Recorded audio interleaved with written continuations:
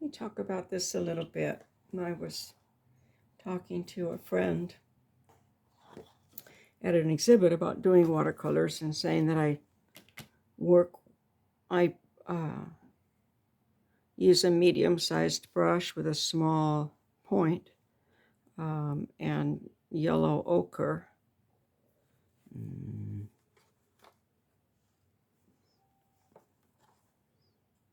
Yellow ochre or yellow to lay out where I want things generally.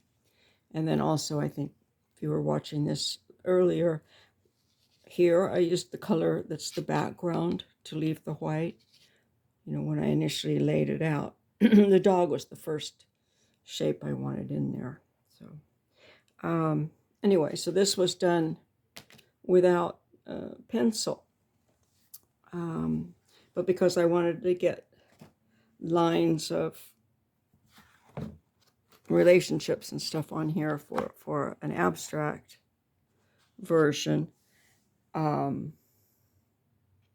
this seems closer up than most of them. Anyway, for an abstract version,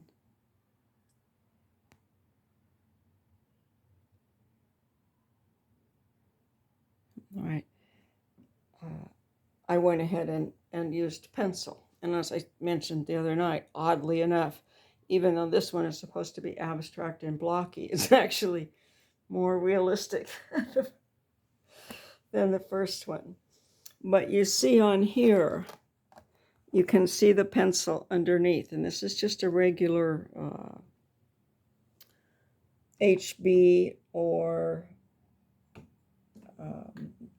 2B, either one, drawing pencil.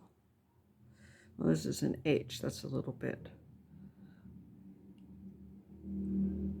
hard, but you might use this on a smoother one.